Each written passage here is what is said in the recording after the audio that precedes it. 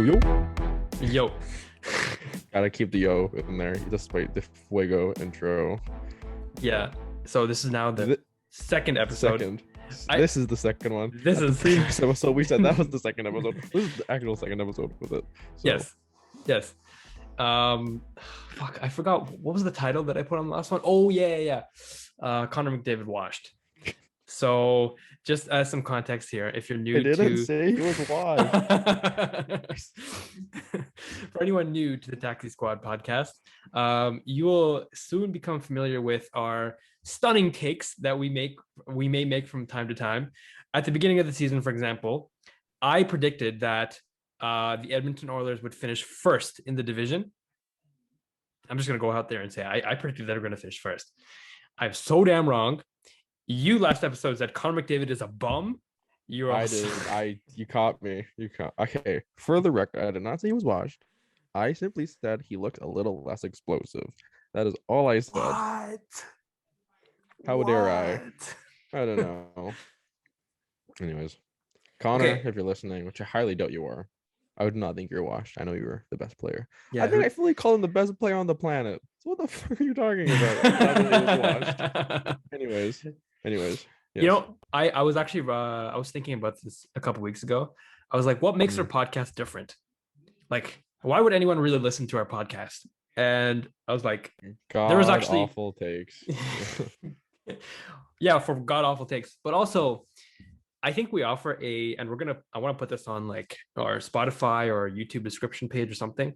We offer like a very unique perspective when it comes to stuff like this. So we're all familiar with the big hockey podcasts and sports podcasts out there. Like, for example, 32 Thoughts. You got like the professional insiders who are talking about the game. You got Elliot Friedman with the scoops. You got Jeff Merrick, who's just absolutely phenomenal with the way he talks and handles the hosting and whatever. Very, very well produced show. Then you got like the Steve Dangle podcast, just three guys hanging around, having a good time. But it's basically a fan pod. Yeah. I wouldn't actually classify that as a fan pod because they are fans of the Toronto Maple Leafs, but they're more involved and they're more knowledgeable with the sport now. And especially with their new network, they literally have an insider with them. Yeah. Oh. But like, if you think about where it actually started from, though, it is literally like it is a fan pod that has evolved and developed. But like in terms of where it actually, anyways. But yes, go on. Sorry, I didn't mean to cut you off. Us, where we are right now, this is pure, absolute, no connection to the game, no connection to the sport right now. Fandom. Even Steve Dangle, when he started the podcast, they were a little involved with Sportsnet. I remember Adam Wilde was involved with. I'm not sure. It could have been Rogers or Bell at the time, but they had some connections here and there, right? Just a little bit. You and me right now, we're like ground zero. Completely, yeah. Yep. We are, in the grand scheme of things, nobodies. And that's what makes us special, because we may not be the funniest. We may not be the smartest. Funniest, not knowledgeable. We're basically nothing, but that's okay. We may not have the best takes or the best insider information, but we have each other. And we have our laughs, and we're the fans of the sport. Yes, basically, yes. So, yes. So for anyone who wants to listen to the Taxi Squad pod, that's our modus. This is for you. Operandi. That's our MO. This is for you. Yes. Like, we are you. Yeah. Exactly. Like in a Toronto Maple Leafs game, when you look at the fans who attend the game, the first third, at least, of the stadium is filled with just corporates. And everyone in suits and getting like sponsored tickets to the events, and they're talking about and they're networking and stuff. Yeah. The true fans you'll find are at the very back. Yeah, basically. Yeah. I mean, unfortunately, yeah, but that's okay. Yeah. So welcome to the back of the stadium. I'm gonna throw a curveball here for you first. Oh, lovely. I want your thoughts, because I know you watched it. I didn't even ask you about this, but I know you watched it. I want your thoughts on the Super Bowl. Oh, Super Bowl. Yeah. That was a crazy game, man. Holy cow. First of all, I'm very happy the Rams won. Joe Burrow. Dude. Okay, hold on. Okay, we good. Joe Burrow's a hell of a young quarterback. He had a pretty good game. Basically did anything he could have asked him to, despite his horrible offensive line. But man, like, that was a crazy game, back and forth. OBJ went down with a torn ACL. Hope he's okay. OBJ, come back stronger. Odell Beckham Jr. I really hope he comes back. I love OBJ, Odell Beckham Jr. But man, Matt Stafford deserved it. Aaron Donald deserves a ring. Andrew Whitworth deserves a ring. Von Miller deserves another ring. Like, man, there's so many likable people and players on that Rams team. It was a great game though. And holy cow, that halftime show. Oh my God. I know it's something that a lot of people had a lot of interest in, but like, my God.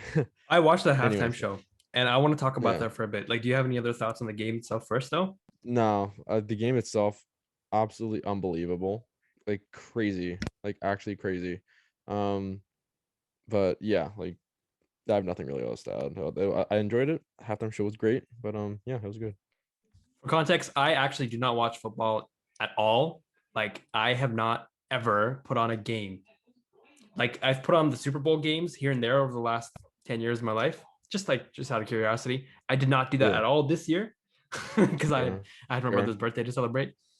fair. So I have no idea what happened other than the score. Yeah, A friend of mine told me to put a bet on Bet365 on it was on some money line or whatever. yeah, And I won, so I made $20 off of that. But I have not nice. watched the game. Thank you, friend, for allowing me to make $20 right there. Yeah, The only thing I did watch though was the halftime show, yeah, and I watched that like after. I watched it the day after while I was just scrolling through my phone. Holy yeah. shit! Like, one of the best halftime shows that I've ever seen in my life. Number one for me. I forgot what year it was, particularly, but it was Coldplay and Beyonce, I think. Sure.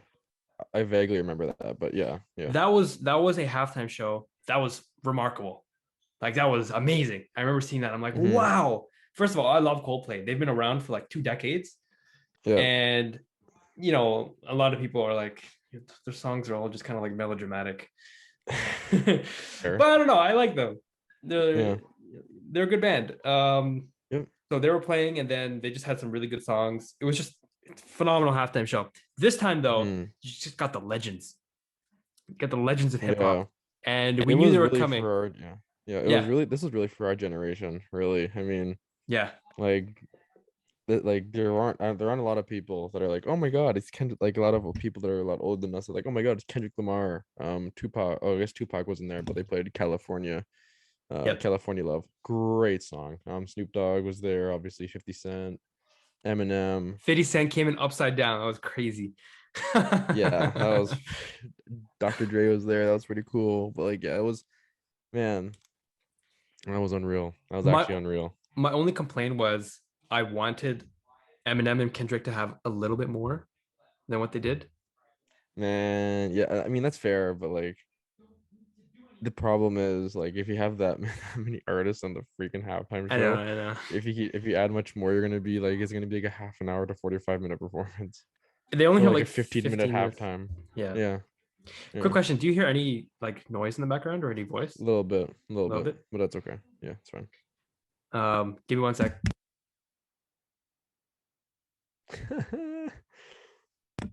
Yeah, I just have to I yell can at my read. family. It's all right. It's all right. You good? um, yeah, honestly, great halftime show. I just the day after when I listened to and I saw the performances, I just just listened to the next episode and Still Dre for like half the day. I I was like, listened to it this dun, morning dun, when I dun, was dun, out dun. driving. Yeah, It's yeah. such a vibe, man. Fuck, love Oh that yeah. song. Oh yeah. Anyway, Yeah, yeah. okay, Super Bowl in history. Now we can focus exclusively on hockey. Something big happened yesterday, Mr. Simon. Can you tell the Mhm. audience and can you tell me what it was?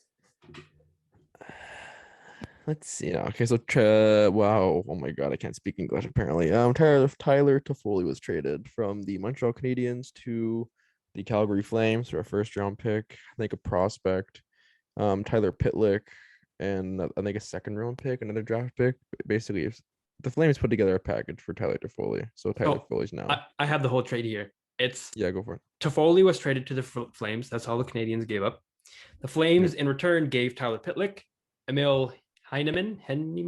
Sorry, I don't know how to say his name. Heineman, I think it was. The, Anyways, doesn't the matter. Go ahead. signing rights to that prospect. So there's no contract yet, just the signing rights. Mhm. 2022 first round pick, conditional. Basically, if it's in the top 10, then Montreal doesn't get it. But as of right Lottery now, protected. that's not going to happen. The Flames are not going to be in the It's top not. 10. It's not.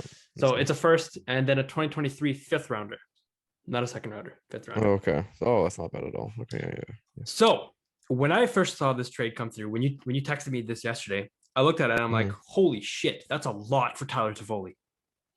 Like that's a truckload for Tyler Toffoli. And I never had the best, I guess, perception of Tyler Toffoli as a hockey player. I always thought he was serviceable. He's a good player. Perhaps he wasn't on the best teams, but I always thought he was a little overrated. So when I initially, just my first reaction for when I saw this trade was, ooh, the Flames got fleeced. Hardcore. But the more I looked at this trade, I'm like, you know what? I think this was as close to a fair trade as you can possibly get. I 100% agree. Yep. And let me tell you why. So I'll go through Tyler Toffoli and whether or not, like, what my justification for my opinion on him is in a little bit. But yeah, Tyler Toffoli. So instantly he's going to be in the top 6 on the Flames. Yep. Right? I don't know about first line, top 6 though. Keep going. I'm going to pull the daily face off. Go ahead. In return, the other Tyler Pitlick. So I didn't know who he was. Now I know who he is. Obviously, around a bit, but yeah, he's bounced around. This will actually be his 6th NHL team. Tyler Pitlick he was drafted by Edmonton.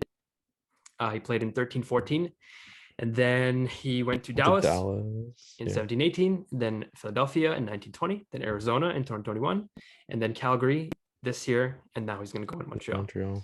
So he's a journeyman in the NHL, but he has not had a good season at all. 25 games played, just 2 assists. He struggled to make it into the lineup for the Flames. Flames are very, very deep. Even on Arizona last year, he 38 games played, 11 points. Year before, Philadelphia, 63 games played, 20 points. So he hasn't panned out to be... He's not great. He's not great. He's not great. I'm not gonna sugarcoat it. He's not good. I get the impression he was basically a contract swap or something to make the I don't know if it's a contract swap or just make the numbers more manageable, but it's a cap dump. Yeah, essentially, just start making the numbers. Because he makes $1.75 million until the end of this season. So in order to make space to take on Tyler Toffoli, the Flames obviously dumped him. I don't know if the Flames are a cap team though. Do you have them up though? I have their cap friendly up right now. Yeah, do you know how much space they have? They currently have $470,000 in cap space. Okay, so they are a cap team. Cool. So yeah, Tyler Pitlick was a dump. He just did not play well enough at all. Apparently he has like members of his family in the Canadiens organization, so the Canadiens are taking 3 of them. He's 2 of them. Yeah, 2 brothers or something. Rem and Rhett. Something else. I can't. Rhett. Okay. Yeah. True. Yeah. So the Canadiens are hoping it works out somehow, but as of right now, the Flames just added him in just to dump him, basically. Yep. So you have the dump. You have the first rounder for Tyler Toffoli. That makes sense. In order for Montreal to take on the dump in Tyler Pitlick, they asked for essentially the prospect. Yeah. And a combination of the prospect and the pick. Emil Heineman, right now he's unsigned, as I mentioned. Drafted in 2020 by the Florida Panthers. He was traded to the Flames in the Sam Bennett trade. Sam Bennett? Yeah. So yeah, that's how he got there. Now he's on Montreal, 6'1". He's a left winger. SHL, his career in the SHL, he's played 90 games. He's 31 points, 18 goals, 13 assists. But yeah, they're not a high-end prospect from what it seems like, but the Canadiens are hoping he works out again. So I think the only difference that I would make in this would be, in order to make it a completely fair trade, I would have the Flames either move the 5th round pick to a later portion of the draft, like 6th or 7th, or I would just scrap that pick completely. Then I'd be like 1-to-1 fair trade, makes sense for both sides.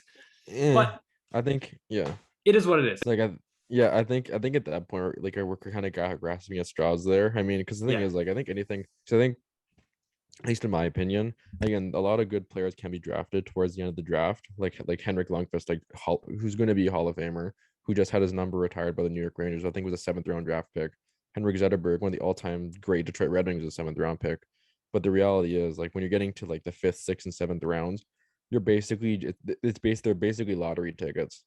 Um, again, like you're not no one's going into the fifth round saying, "Oh, we're gonna get like someone's gonna play like 6 seasons for the Montreal Canadiens." I mean, I actually thought it was pretty damn near even.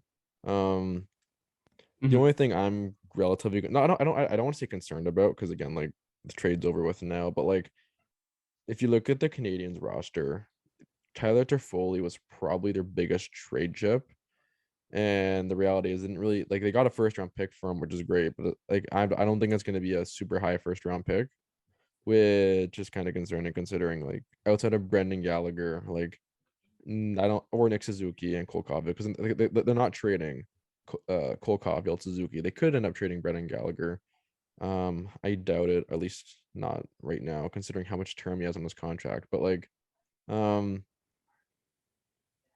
it just kind of to me signals that they're actually going to completely burn this thing to the ground and then Mhm. rebuild it back up as they should, They're like selling scorched low. earth. They're selling low, basically. Yeah, for sure. But like again, I guess my only concern would be like so the other thing I love about this deal for Calgary is Tyler Toffoli has 2 more years on his contract after this one. Yep. And that makes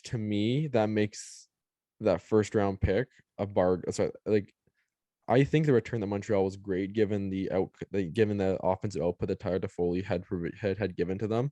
But man, if Tyler Toffoli can get back to what he was in Vancouver and what he was in LA, this could be a steal for Calgary. Basically having on 4.25 for the next 2 years. So, anyways, I think both teams did really well, but this has potential to be an absolute steal for Calgary, in my opinion. Possibly. Like I mentioned, so I'm gonna talk about Toffoli now a little bit. Mm-hmm. Man, I've never been like completely sold on him. Like Mm-hmm. LA Kings, his career high on the Kings was in 15-16, 31 goals, 27 assists, 58 points in 82 games played. And then I think after that he had 34 points and then 47 points and 34 points, all in 82 game seasons. Went to Vancouver. Remember that? Mm-hmm. Vancouver just gave him up for nothing, basically. Yeah. And then Montreal, 44 points in 52 games in 2020, 2021. And then 26 and 37 this year on possibly one of the shittiest teams in the NHL's history. Mm-hmm. So he has done well. He's serviceable, but it's never been a first liner, in my opinion. Like Yeah, like I think solid it second liner. yeah. Mhm. Here's the thing, right? Like, so Tyler Toffoli really came on. Like, I think he had a good beginning of the season when, like, the year where he got traded from the like 34 points in 50 games isn't great. It's 15 points below, sorry, 14 points below. No, like, sorry, 24 points below point per game, which obviously isn't good. Um, I guess the thing that I look at is he was on that 70s line with Jeff Carter and Tanner Pearson during that Stanley Cup run a couple years ago, Yep. which is really effective. Um, and then when he got, I guess the thing I'm noticing is like the years where he's putting up like 34 and 82, 34 and 58. That was in 2018, 2019, 2019, 2020. Can you name me 5 LA Kings on that team at that point in time? Adrian Kempe, Jonathan Yeah. Quick, Okay. uh, I'm worth it. Okay. Anyways, Drew Doughty.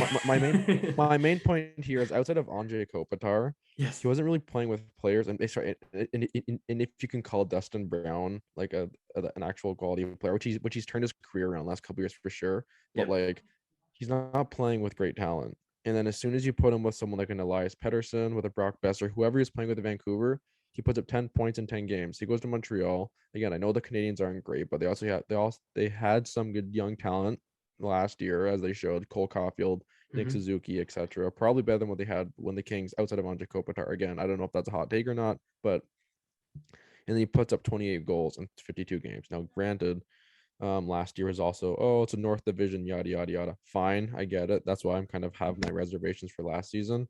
But then this year he has 26 points in 37 games. I know, and again, That's only 11 points below point per game. And given the team that he's on, I think that's very, very admirable, all things considered. So I guess what my point is, we know Tyler Toffoli's not someone like an Austin Matthews. He's not a Connor McDavid. He's not an Alex Ovechkin. He's not someone who's going to be an absolute superstar for your roster or for your team. But if you put him with good players and people who can actually move the puck, shoot the puck, and move the puck around really well, like the Flames have shown they can so far this season, he's going to be a problem. Especially if they put him someone like a Mangiapane or a Sean Monahan or an Elias Lindholm, Matthew Tkachuk. Like this Flames team, man. Oh my god. Like anyways, so Tyler Toffoli, he's had his shooting percentage over his entire career is an 11. Last season when he got 44 points in 52 games, he was 17.7. So he was shooting above, like way higher than that's his. way high. That's real high. Okay. Interesting. I didn't know that. But This year it's slightly below at 9%. So that's also why I'm like, man, there was a period last year where Toffoli had he had a ridiculous amount of goals in 10 games or something. I think there was a crazy stat, something about his tenure in Montreal compared to Vancouver, where I think he scored more goals against Vancouver last year than he had on Vancouver, and he achieved that in such a short period of time. Yeah, something crazy. Here's the other thing: we're currently living in an age where a lot of wingers and a lot of forwards are getting really inflated contracts. He's making less than $5 million for the next 2 seasons. Yeah. So regardless of what he gets or what he gives, again, assuming he doesn't drop off the face of the planet, which I don't think is going to happen, he's going to be worth whatever they're paying him.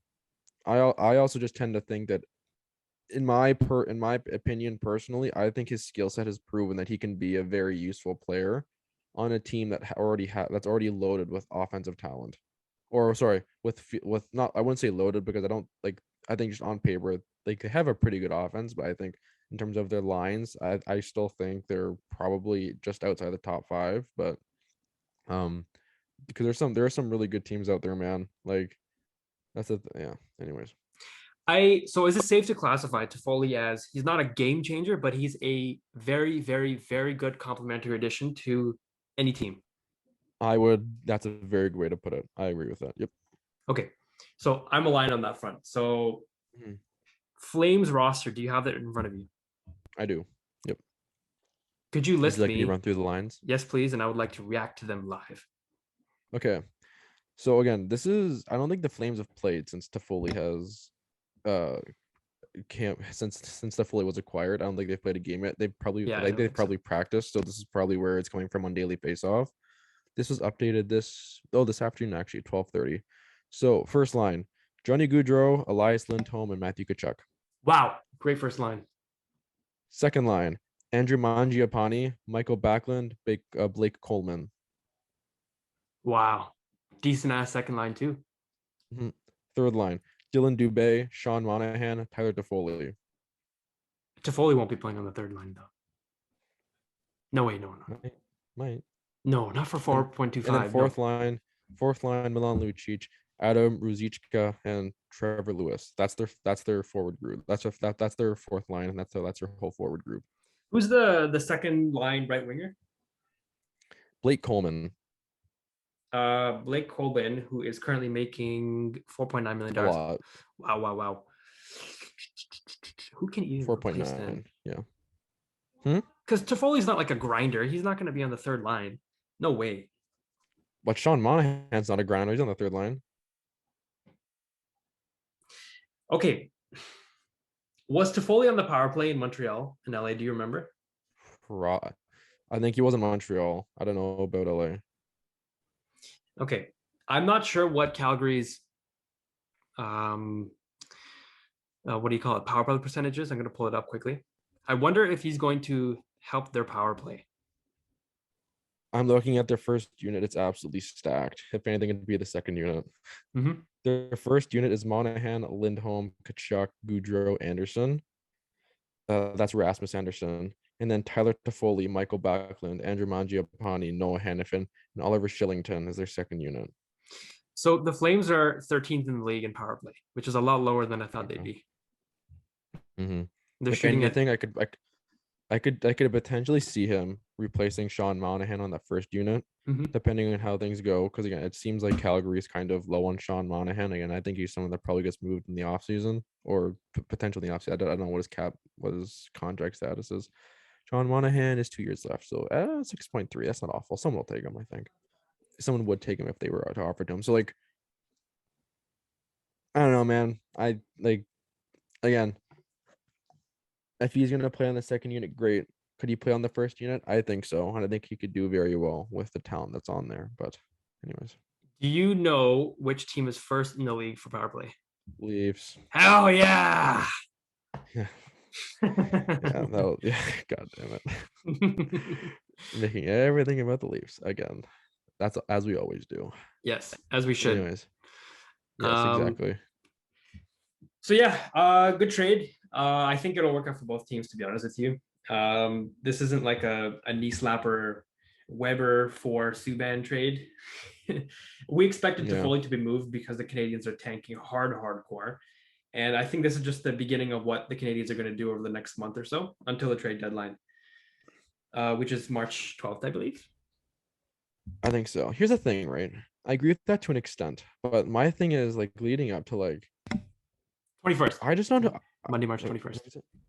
okay, my thing with the Canadians is I just don't know who else they're gonna move because Jeff Petrie has 4 years left at 6.25. They're not moving that, I don't think. Not without retaining salary. And then like I don't think they're trading Romanov. He's 22 years old. He has 1 year left on his RFA contract. That like you keep him. He's a good young defenseman. Um, like Brett Kulak. No one wants Brett Kulak. Sorry. Man, I was going to Chris say Weidman. Jeff Petrie for 6.25 is actually pretty good. It's For 4 more years? He's 30. He's 34. Oh. You're paying him until he's 35, 36. They're basically 37 or 38. Okay, yeah. That's 6.25. And like because the thing is we're also in a period of time right now where a lot of teams are right up against the cap. So and like I just think Petrie at 6.25 this year, he has 7 points in 41 games. Yeah, but just forget the stats from this year. Like on No, the I Montreal know, but Canadiens. like I know, but like if we're talking about this trade deadline, no one like they're not gonna trade him because it'd be selling low. You're basically like someone Yeah. we'll give you a third or like a fourth for Jeff Petrie because number one, we have to pay him almost $6.5 million for the next 3 seasons after this one. So they're not moving Petrie. Could they move Josh Anderson? Maybe, but apparently like again, and this is the thing that we talked about, I think it was last episode, a couple episodes. So many of these players have so much term on their contracts. They're gonna have difficulty moving them unless they move Brendan Gallagher. Gallagher is 6.5 for 6 more years. Question. This is completely random. Yep. I wonder if loans would ever be a possibility in the NHL. You know? What do you mean?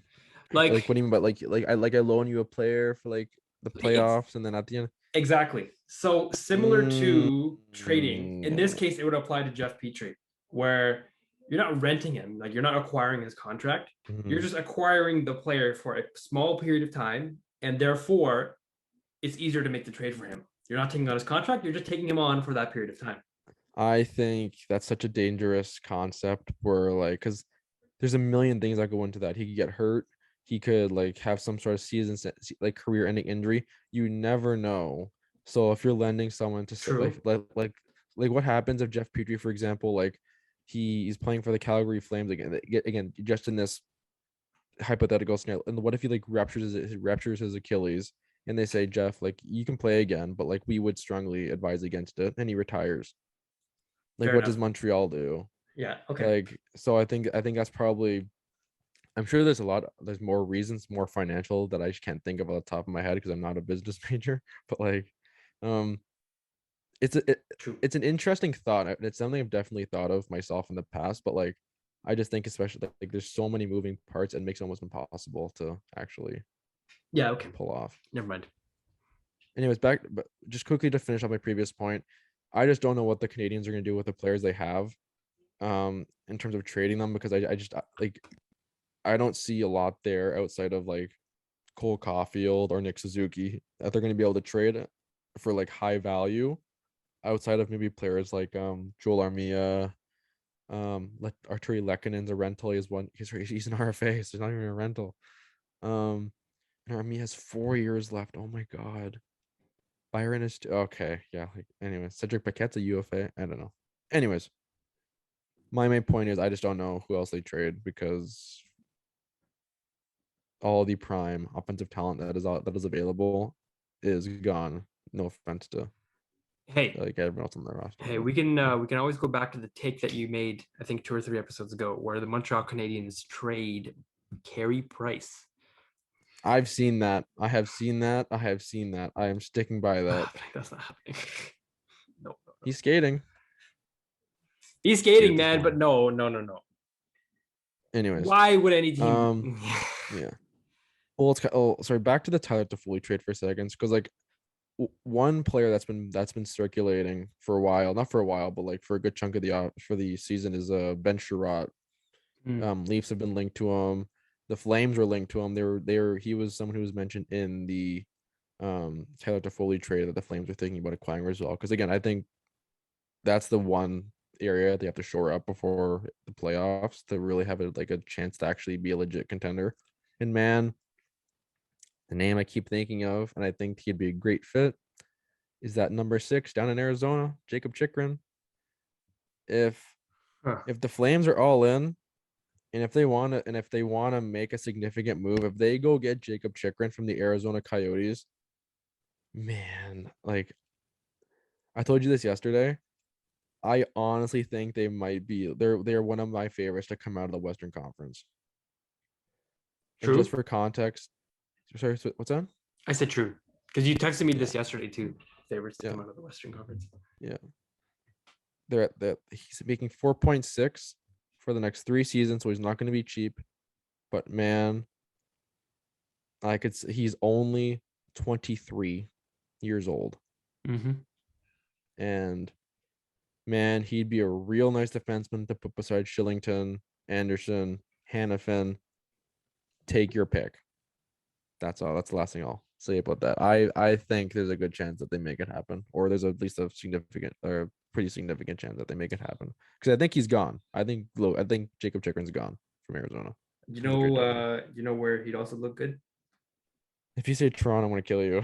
Because he would. I do agree with that for sure. But like, man, yeah. Since when were you a Flames fan, man? Come on. I know where you really want him. I really hope it happens.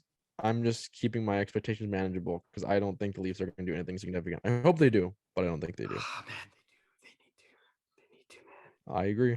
I agree. I agree. Look, we just Anyways, saw them face Calgary the other day and Vancouver. Oh, yoy.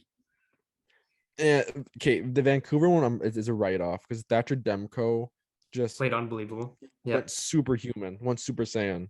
But the Flames, they just got absolutely shellacked. Like they got destroyed. And that They was got the Flames outplayed. without Tyler Toffoli. You know, and like here's the thing: did that team like? I was watching this team and like, man, they just play that Daryl Sutter style of hockey. My Yeah. God, Yeah. they are literally the 2012 Kings, minus like Drew Doughty and like Yep. Jack Yep. Johnson. Like, holy cow! 2012, 2014 Kings. Yeah.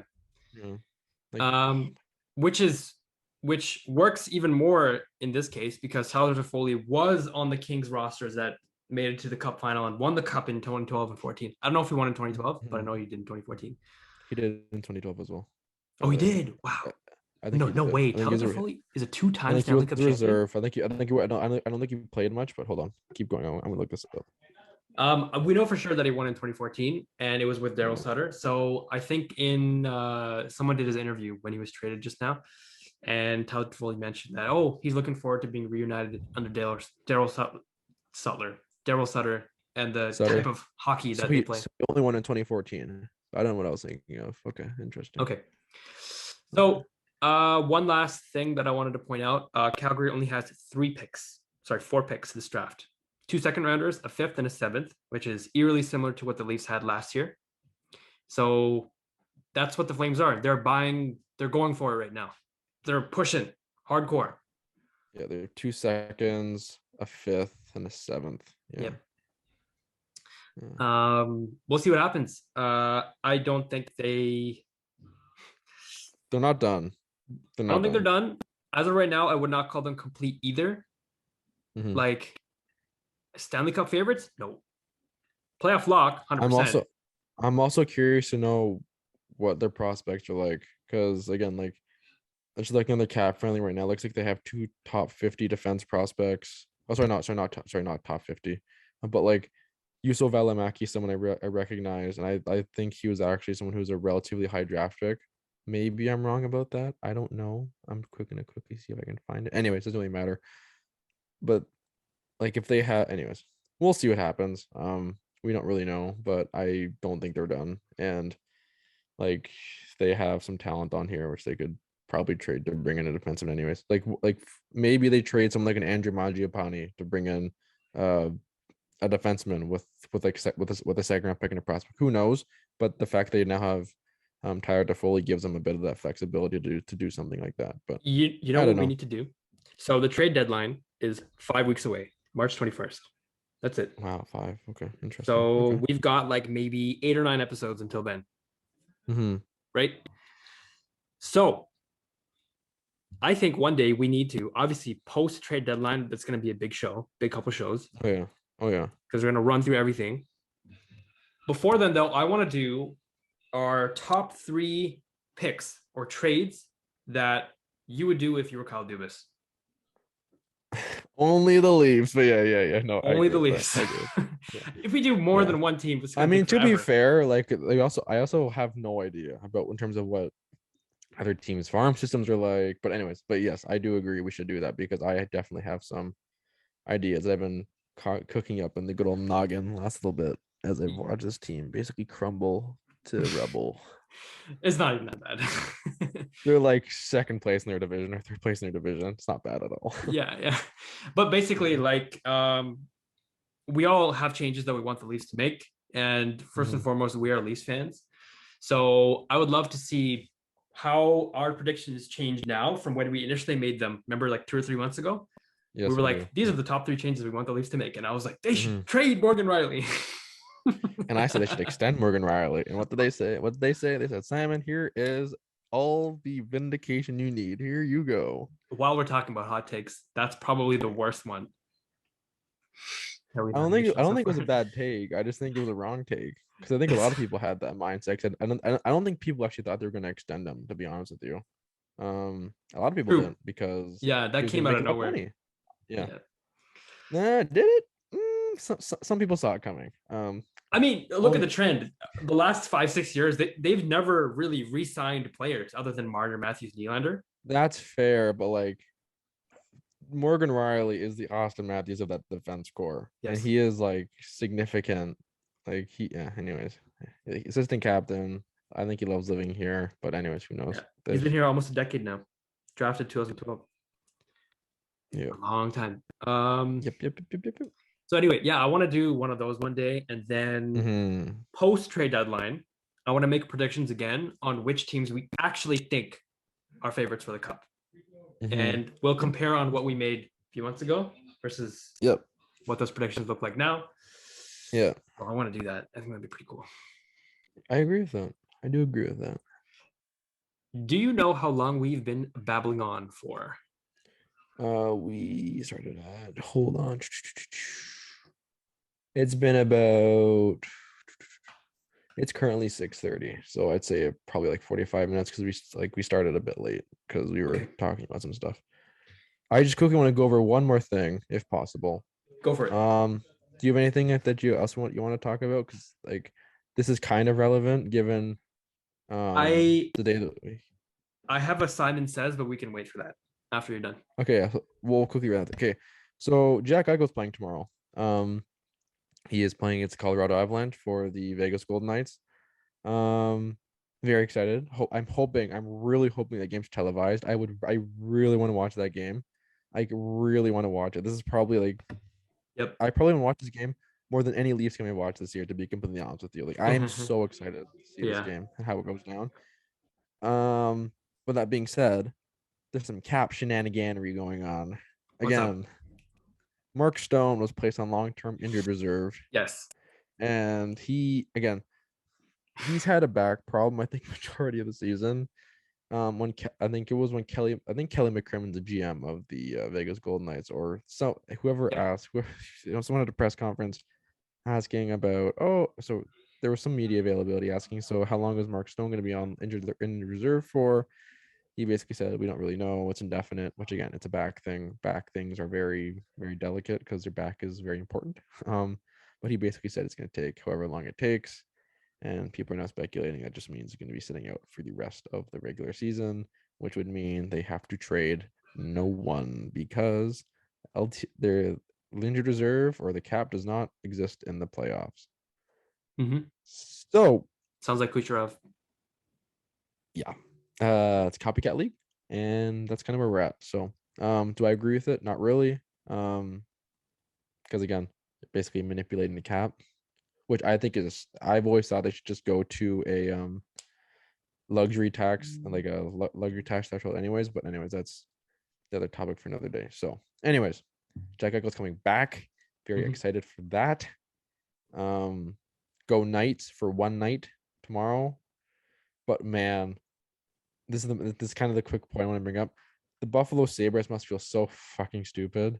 If they let him, if they let him have his disc replacement surgery, he probably would have been back. He would have been back tomorrow, and they would have he would have had an opportunity to build up his trade value, and they could have gotten more for him than a second round pick, that prospect, and man, but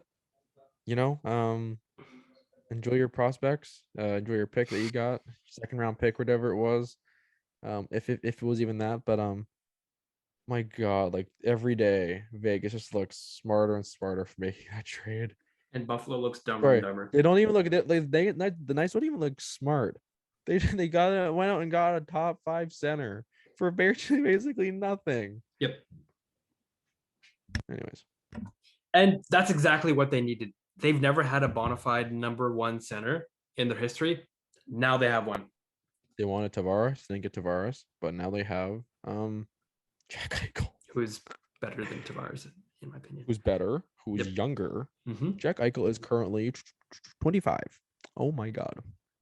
But yeah, like here's the thing though, and I think this is the bigger thing that people aren't really talking about, is even if so right now the Vegas Golden Knights currently have $14 million in cap space, and that is because Mark Stone is on the injured reserve and Jack Eichel has not yet come off. He will be activated tomorrow.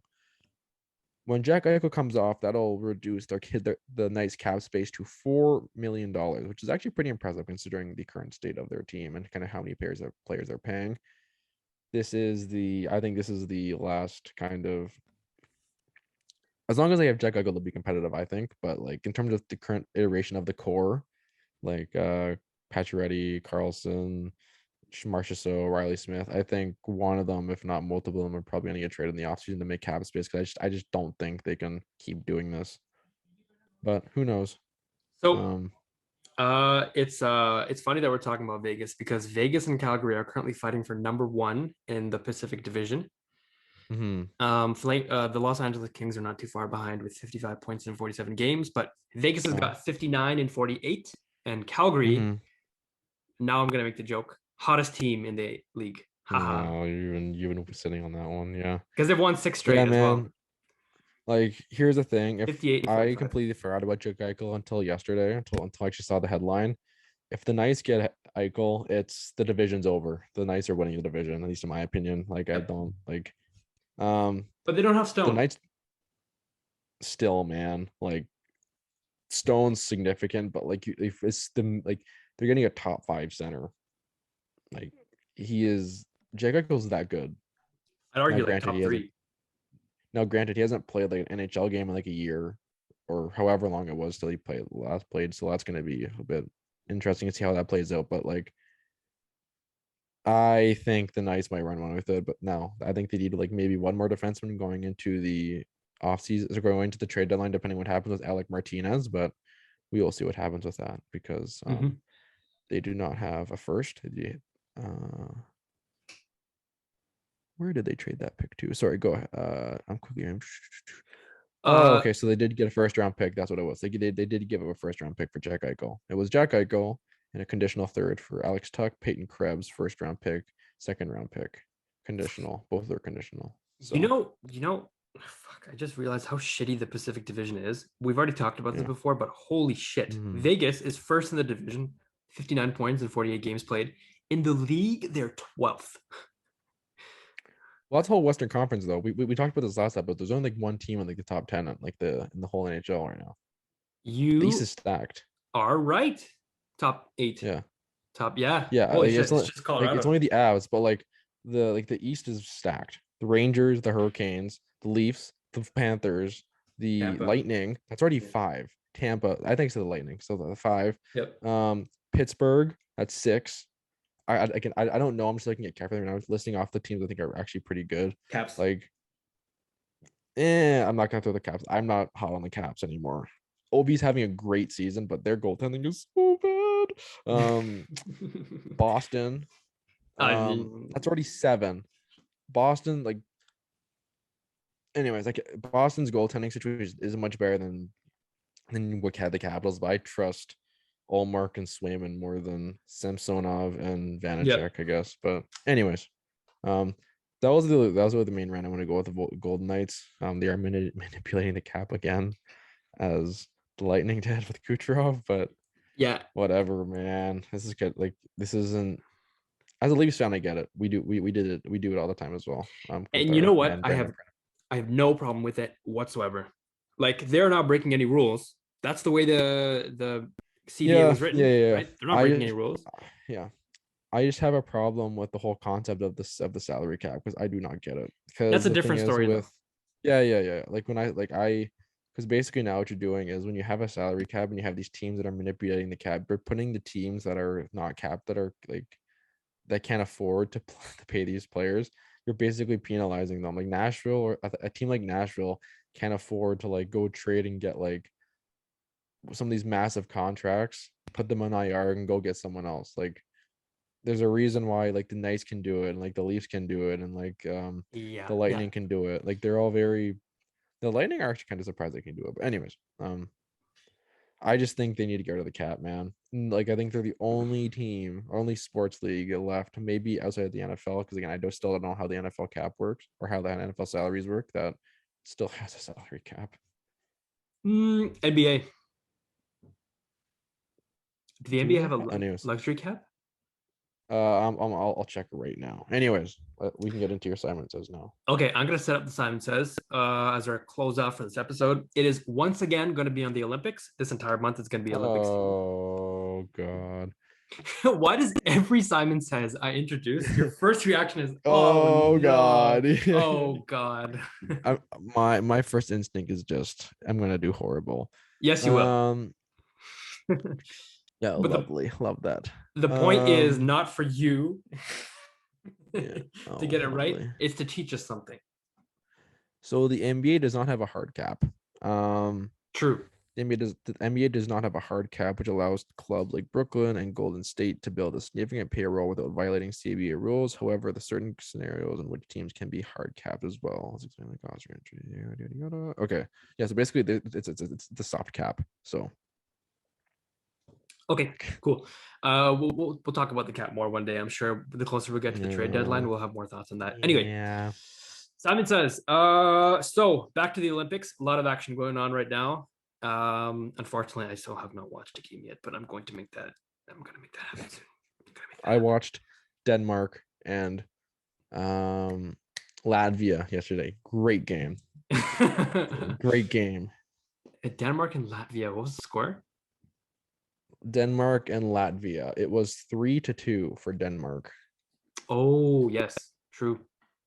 Yes, it was. They're going to the quarterfinals for the first time in Olympic history, because I believe this is their first Olympic tournament. What was that? The goaltender that Canada faced a few years ago? Something Gudlevskis. Yeah, Christos Gudlevskis. Is he still playing on Latvia? No, I don't think so. He's old, man. I think he's old. Yeah. I think he's done. Yep. Okay, so last time we talked about this, we went through the women's scores. I'm going to quickly run them through again with you, just to Man. reestablish Okay. how phenomenal this Canadian women's hockey team is doing. First game, Mhm. they beat Switzerland 12-1. Second game, they beat Finland 11-1. Third, they beat the Russian team 6-1, and then fourth game they beat US 4-2. So they're on quarterfinals. Mhm. Quarterfinals, they played their first game against Sweden on Friday, February the 11th. Do you know what the score for that one was? 4-1. Incorrect. It was 11-0. 11-0. Yeah. Jesus Christ. Okay, no, I didn't Quarterfinals know that. against Sweden. They're absolutely destroying everyone right now. It's like not even close. Oh my god. Poor everyone else. My god. The other True. quarterfinals games, I'm not going to make you guess this. US beat Czech Republic 4-1. This is women's, by the way. That's what I was thinking of. Must have been it. Switzerland actually beat the Probably Russian not. team 4-2. Good for the Swiss. Mm-hmm. Yeah. And the other one was Finland beat Japan 7-1. Wow. Well, okay. Not So super surprising. No offense, Japan. semifinals for the women's teams. It was Canada and Switzerland in one bracket, and US and Finland in the other bracket. Do you know what happened and what the scores were for each? Canada beat Swiss. US beat Finland. Correct. Man, what were the scores? I know Finland. I think Finland USA was pretty close. I think it was like 4-2, wasn't it? 4-1. 4-1, close enough. Canada, I'm assuming Canada Switzerland's like freaking like 9-0 or something like that, or something ridiculous like that. 10-3. Close enough. Like The Jesus Canadiens, Christ. I feel like the Canadiens are averaging like They 27 have to goals a be. game. Okay, not 27, but like they have to be averaging like 9.5 or something. That's crazy. That's got to be some. That's got to That's be a got to record. be some sort. Yeah, let's see. Olympic. I'm so curious because I've never seen this many goals consistently in my life, even in the Olympics, bro. But anyway, so while you're pulling that up, the women's gold medal game is exactly how we predicted it would go. Canada versus the US, Thursday, February 17th. Do you have any fun fact for me? So yeah, I'm actually kind of proud of myself. So in 6 games played, again, no, don't look at the numbers. If you had to guess how many goals for they have, what would you guess? Oh my god. Okay. Sorry, what would you guess? Like the goals for per game or just total? No, goals for total. Ooh, wow. And for reference, they've played 6 games.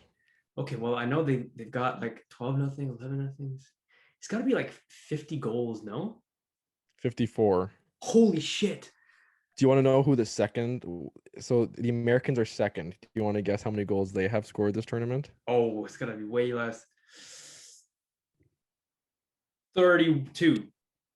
28. Wow. I want to run you. I want to run you through the other teams because this is actually ridiculous. Holy cow! So Canada has 54. This is so ridiculous.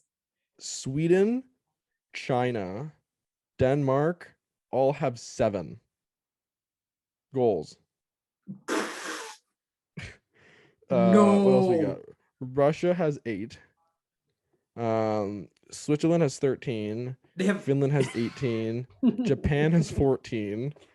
The Czech Republic has 11, and Canada has 54. So 54 goals in 6 games is 9 goals a game. That's oh my god. I'm so sorry, rest of the world. For what does SSG stand for? Yeah, I guess it is. Yeah, like, man, I apologize, world. That's ridiculous. Holy cow. Yeah. Anyways, it's gonna be Canada and the US, like I mentioned. Predictions: I still have Canada coming out on top. They're not gonna lose that game. Yeah, I do as well. I do. Like, you don't score 9 goals a game to get bounced in the goal. I'm going to watch that game 100%. Thursday, Feb 17th. I'm gonna watch that. Isn't it tonight? No. It would have to be tomorrow early morning, no? Because it's It's Beijing time, 12 p.m. on Thursday, which would be Wednesday midnight. Wednesday 2 a.m.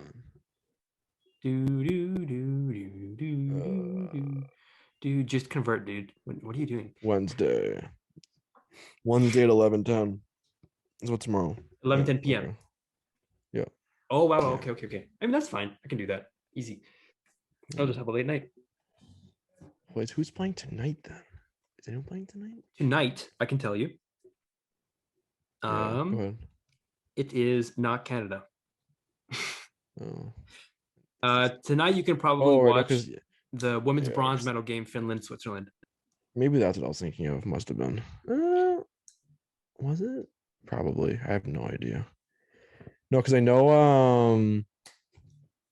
What am I thinking of? No, because I know Canada played this morning. The men's team, and then they just completely shellacked China like 7-2 or something like that.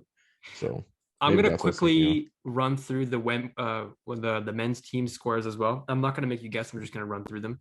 Yeah. Men's team won 5-1 against Germany last Thursday. They won. They actually lost 2-4 to the United States on Saturday the 12th. Yeah. U.S. team, man, they look. Oh my god, they look good. Man, I'm still standing by it. I think the U.S. team might come out on top. Yeah. Canada beat China 5-0. And then Canada beat. They played China twice. Yep. Oh, I guess they did. And then they destroyed them both times. Yes, they did. Canada got 12 goals total in those 2 games, and China got 2. Jesus Christ. Okay. It'll be soon. Everyone cheer on our boys and girls. I think the women's team will actually end up winning the gold medal. I'm going to watch that game tomorrow. But that's all we have for today. You want to wrap up? Yeah. You know what to do. Subscribe to follow our socials. Wow, I can't even do it after all this practice. Yeah, follow Instagram, follow on Twitter, TikTok, still work in progress. We're getting there. Don't worry, it's getting there at some point. Follow our YouTube, subscribe to our YouTube, subscribe to all service providers or streaming services, Spotify. Hey, they provide a service. Support local service providers. Apple Podcasts, Spotify, Google Podcasts, whatever you listen to podcasts on. Go do it, bro. What you even doing? I see you on Thursday. Oh, that'll be the day of the quarterfinals for the men's. That's great. Okay, enough dates. Yeah.